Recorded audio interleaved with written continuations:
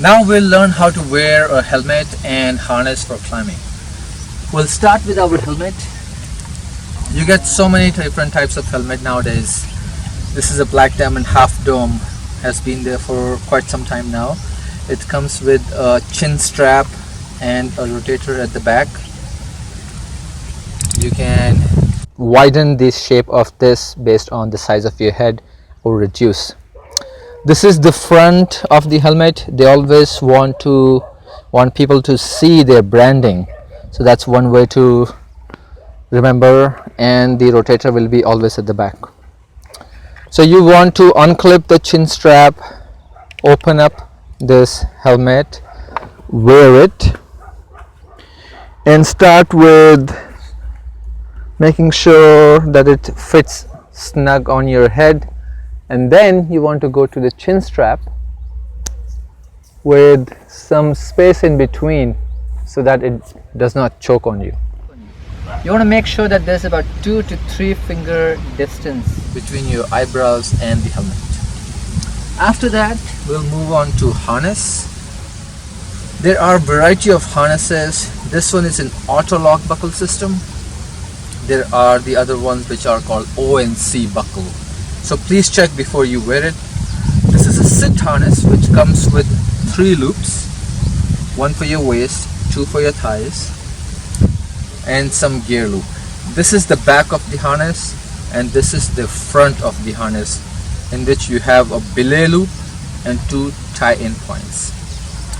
So you want to loosen these straps as well, and make sure you're away from the edge and at a flat space where you can stand easy. And open up these leg loops, put your 1 foot at a time. You can also sit and wear this, and the other one from waist to leg loop, and bring this up to your waist.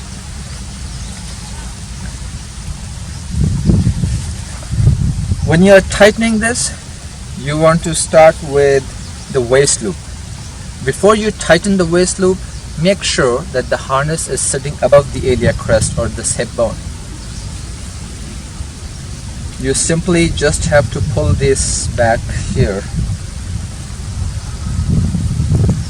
and this is where your harness should sit at the back, above the iliac crest, so it can protect your spine well. Once you have tightened the waist strap as much as you need, don't crank it too much so you can breathe easy, and then move on to the leg loops.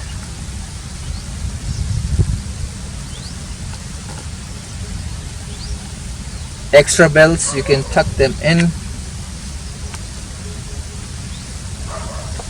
and do the same for the other one. You have to feed this and pull this out. Lock this as well.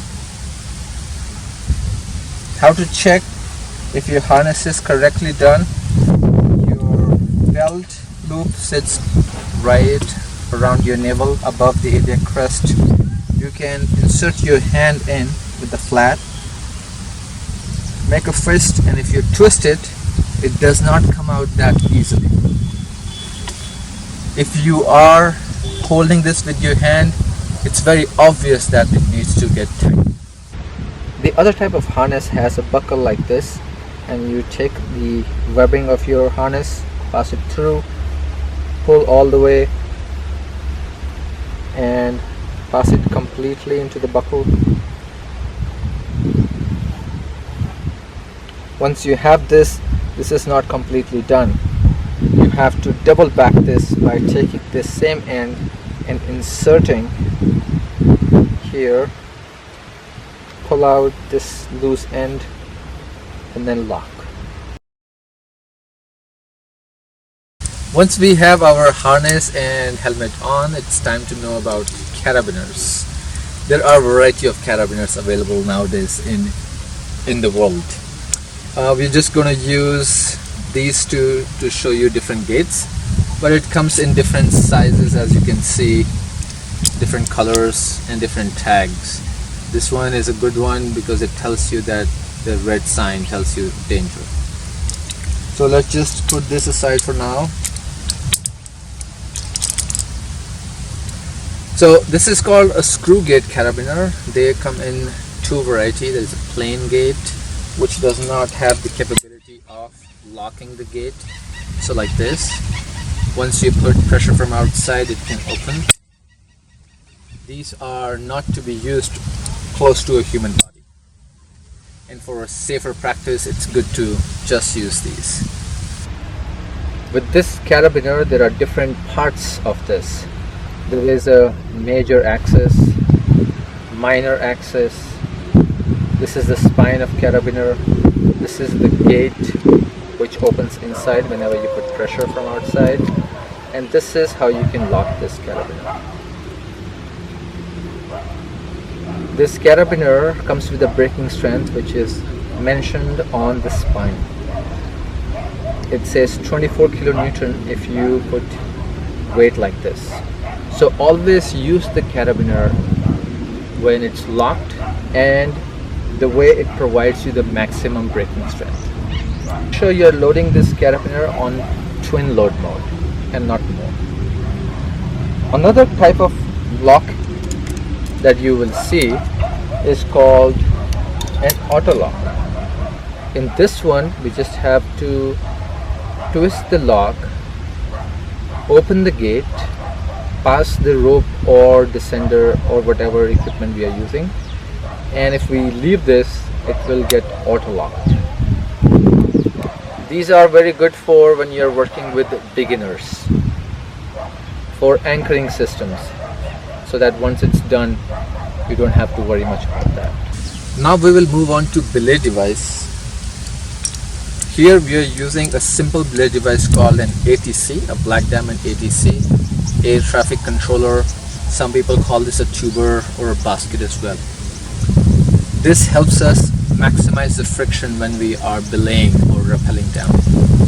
So first thing, you want to clip your carabiner to your belay loop. The way you want to do that, hold this in your right hand, the gate facing in between your body, open the gate, pass it through and twist. So you have a bigger space, major axis to work with.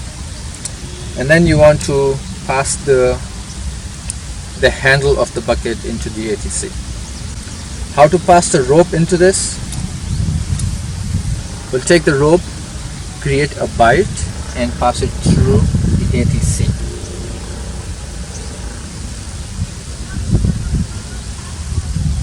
Remember to clip this rope to the carabiner and lock the carabiner, and make sure that you check by trying to open the gate. This is how your ATC will be attached. The way it works, it pinches the rope at 3 different points, 1, 2 and 3, which gives us more friction to work with, which helps with using less power to give belay or have a controlled descent.